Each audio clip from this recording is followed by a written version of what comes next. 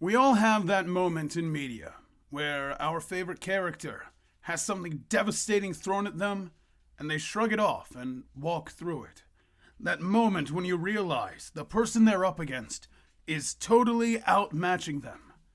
That moment when someone arrogant gets put in their place. And, well, mythology is no different.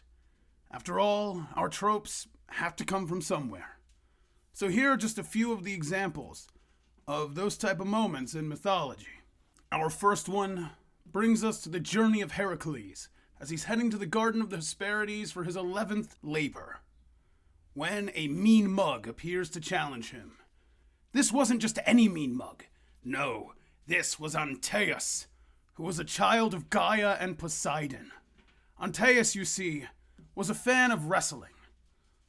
Wrestling all who passed by. He would challenge any and everyone, inevitably crushing them with his immense strength. He slew so many that he could build a temple with their skulls alone. So, as Heracles passed by, he reached out to him and said, "I know you can't beat me." Heracles, never to back down from a fight, said, "Bet on it." And the two fought, Heracles doing his typical displays of strength, throwing and pinning Antaeus to the ground. However, he was unable to put him down. Every time he planted Antaeus' body to the ground, Antaeus got stronger and stronger. And it was here that Heracles realized something. Antaeus' strength was from Gaia herself. He was invincible while touching the ground. And that's the issue. What if he wasn't touching the ground? So using his great strength, which was becoming less and less effective against Antaeus, Heracles lifted him from the ground and crushed him in a deafening bear hug. And it was in that moment that Antaeus faded away. Another road stop on Heracles' path to redemption. Our next story takes us on a journey to the east for a tale from the journey to the west. Sun Wukong was causing a fit in heaven. He had escaped Lao Tzu's brazier of the 8 trigrams and was upset with the heavenly hierarchy, gods who had mocked him and thrust meaningless titles upon him. In short, the Monkey King was peeved. So peeved that even the head honcho of heaven himself, the Jade Emperor, was a target of the Monkey King's wrath. It was in that time, as Monkey was continuing his rampage, that another divine figure appeared, the Buddha. Buddha questioned what Monkey wanted, and the Monkey King replied with, "How about I become the Jade Emperor? I want his throne." Much to the Jade Emperor's chagrin, Buddha agreed. "If you can leave the palm of my hand, I will allow you to take the Jade Emperor's throne." Easily enough, Sun Wukong thought, and he sprang from within Buddha's palm.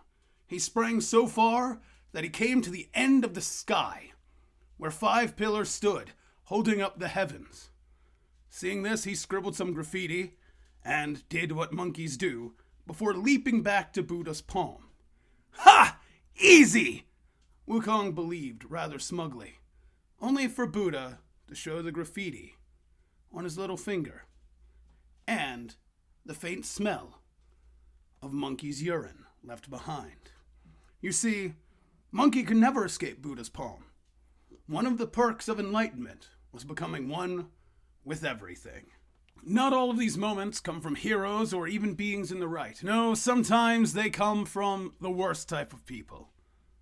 Like this story. Sir Lamorak was a bastard of a knight, inflammatory, aggressive, but also ridiculously powerful. You see, he was the son of King Pellinor, who had killed King Lot some time prior. This action of a father spread to their sons, Lamorak being the son of Pellinor, and Garrus and Gawain, sons of Lot. It sparked a family rivalry between the two families, but nothing too serious. However, that changed. Feeling devilish, Lamorak wanted to inflame Lot's children. So he had an affair with their widowed mother Morgause. This infuriated her sons, all 4 of them. A who's who, as you were, of Arthurian knights. Garrus, as mentioned, Agravain, Gawain, who many of you may know grew stronger as the sun rose, and Mordred. At a later time, the four knights attacked Lamerick. Ha! 4-on-1! Hardly a fair fight! The fight went on for hours, with Lamerick defending against all of the knights, their best barely phasing him. In fact, he could have probably kept fighting had it been kept fair. But Mordred, perhaps showing his true colors, did not fight fair. He attacked from behind, leaving Lamerick open for a beheading strike from Gawain. Thus, Lamerick came to an end. And in some Arthurian tales, this story is one with serious consequence, as suspicion falls on the Lothian brothers, and by the end of it, another knight is slew, and blame ends up placed on Guinevere's head, all for a family rivalry and the petty ego of Sir Lamerick. Do you have any moments like this, where a hero is cast into an unbelievable situation that they can't win? Leave in the comments below. It might show up in the next installation of the series. Until next time, guys, stay safe.